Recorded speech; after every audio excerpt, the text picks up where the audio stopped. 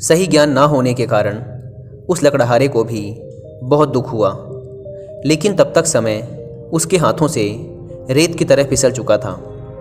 बुद्ध ने शिष्यों को एक लकड़हारे की कथा सुनाते हुए कहा, एक दिन एक राजा जंगल में शिकार के लिए गया तो रास्ता भूल गया। उसने बहुत देर तक रास्ता खोजा, लेकिन उसे रास्ता नहीं मिला। वह बहुत ज़्यादा थक चुका था। भूख और प्यास के मारे वह व्याकुल होने लगा। तभी उसने देखा कि जंगल में एक लकड़हारा लकड़ियाँ काट रहा है। बहुत से पेड़ कट चुके हैं, थोड़े से ही बाकी हैं। उन्हीं में से एक पेड़ की शाखाओं को नीचे गिरा रहा है। राजा ने उसके पास जाकर कहा, भाई, मैं बहुत भूखा हूँ, बहुत प्यास भी लगी है। तुम्हारे पास कुछ खाने को है क्या? लकड़हारे ने कहा, हाँ है, आओ बैठो। दूर उधर एक बावड़ी है, मैं वहाँ से पानी लाता हूँ। तुम यह रोटी खाओ। और पोटली से निकालकर एक मोटी सी रोटी उसने राजा के सामने रख दी। उसमें थोड़ी सी सब्जी भी थी।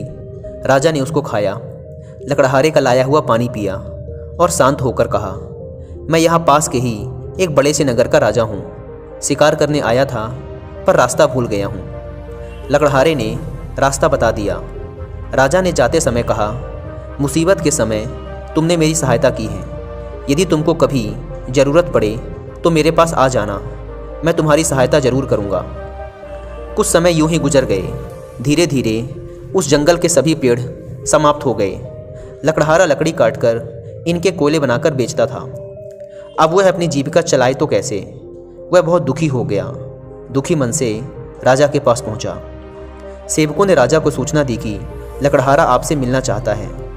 राजा को याद हो आया कि हाँ, उसने एक लकड़हारे को सहायता देने का वचन दिया था।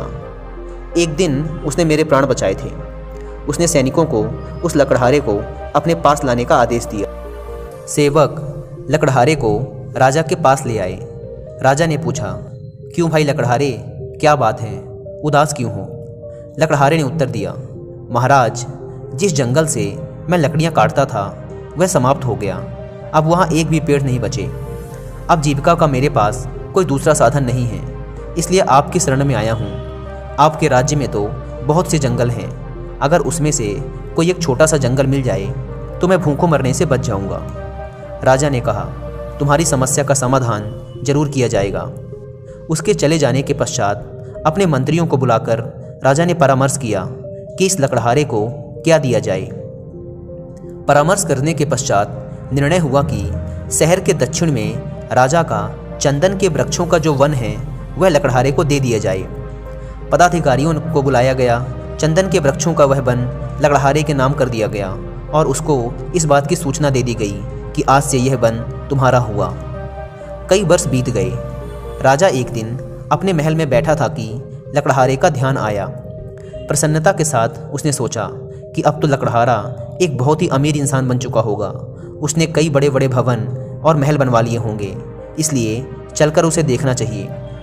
राजा अपने मंत्रियों को साथ लेकर उस वन में गया जो लकड़हारे को दिया गया था, किंतु वहाँ कोई वन ना था। चंदन का कोई भी वृक्ष नहीं था। राजा ने घबराकर अपने मंत्रियों से पूछा, अरे वह जंगल कहाँ है जो लकड़हारे को दिया था? किसी और स्थान पर होगा, तुम मुझे गलत स्थान पर ले आए हो। मंत्रियों ने पदाधिकारियों की ओर देखा। पदाधिकारियों ने कागजों की ओर छानबीन करके बोले, महाराज, वह जंगल तो इसी स्थान पर था। राजा ने कहा, फिर वह गया कहाँ? खोज करने पर कुछ दूरी पर चंदन के कुछ वृक्ष दिखाई दिए। उनके बीच में बैठा हुआ लकड़हारा भी दिखाई दिया, निराश, उदास, विचार मग्न। राजा ने उसके पास जाकर पूछा, अरे तू चिंता में क्यों है? लकड़हारे ने प्रणाम करके कहा, अन्नदाता, आपकी कृपा से इतने वर्ष तो कट गए, अब ये कुछ पेड़ शेष रह गए हैं। थोड़े दिनों में ये भी समाप्त हो जाएंगे। सोचता हूँ इसके पश्चात क्या करूँगा। राजा ने आश्चर्य से कहा, वृक्ष तो थोड़े से रह गए हैं, बाकी वृक्षों का क्या किया? लकड़हारा बोला, रोज़ लकड़ी काटता हूँ, कोयला बनाता हूँ और बाजार में जाकर बेच देता हूँ। यह सुनते ही राजा ने अपना सिर पीट लिया और दुखी होते हुए कहा, अरे भाग्यहीन, तुमने यह क्या किया? यह चंदन की लकड़ी थी, जलाकर कोयला क्यों बना दिया? लकड़हारा बोला, चंदन की लकड़ी क्या होती है? राजा बोला, अच्छा होता यदि तू जानता।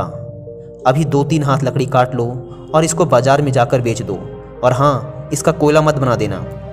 लकड़हारे ने वैसा ही किया। एक दुकानदार ने देखा लकड़ी तो असली चंदन की है और लकड़हारा एकदम गंवार लगता है। यह देखकर उसने बोला, क्या लेगा इसका? लकड़हारे ने पूछा, तुम क्या दोगे? दुकानदार ने कहा, 1 रुपया। लकड़हारा आश्चर्य में चिल्लाकर बोला, क्या 1 रुपया? उसका तात्पर्य था कि इस छोटी सी लकड़ी का 1 रुपया। दुकानदार समझ गया, यह जानता है। उसने बोला, 2 रुपये। लकड़हारा और आश्चर्य से चिल्लाकर बोला, 2 रुपये? दुकानदार ने घबराकर कहा, अच्छा 4 रुपये। लकड़हारा चिल्लाया, अच्छा 4? कुछ ही दूर पर एक दुकानदार खड़ा था। उसने देखा कि पहला दुकानदार एक मूल्यवान वस्तु को कौड़ियों के भाव खरीद रहा है। उसे पुकारकर उसने कहा, अरे इधर आ, मैं 10 रुपये दूंगा। लकड़हारे ने जब 10 रुपये का नाम सुना तो सिर पकड़कर बैठ गया और चिल्ला उठा। अपना सर अपने घुटनों पर रखकर रोने लगा। अब उसे मालूम हुआ कि जिस लकड़ी को वह कोयला बनाकर बेचता रहा वह कितनी मूल्यवान थी। उसने कितनी बड़ी संपत्ति का अपने हाथों से ही नाश कर दिया था। कहानी को ख़त्म करते हुए गौतम बुद्ध ने अपने शिष्यों से कहा, उस लकड़हारे की मूर्खता पर आप लोगों को दया आ रही होगी, किंतु सुनो मेरे शिष्यों, हम स्वयं भी तो उस लकड़हारे की ही भांति हैं। राजाओं के राजा उस परमपिता परमेश्वर ने न जाने किस बात से प्रसन्न होकर हमें यह सांसें और यह चंदन सा जीवन दिया था, लेकिन हमने अपनी गलत वासनाओं, घृणा, पाप की अग्नि से इसे जलाकर भस्म कर दिया है। कितनी मूल्यवान है यह सांसें, हमने इन्हें समझा ही नहीं। सांसों का यह चंदन वृक्षों से परिपूर्ण वन, जिसे हमने अपने काम, क्रोध, लोभ, मोह और अहंकार की अग्नि में जलाकर कोयला बना दिया है। परंतु जो होना था वह हो गया, अब उसे बदला नहीं जा सकता।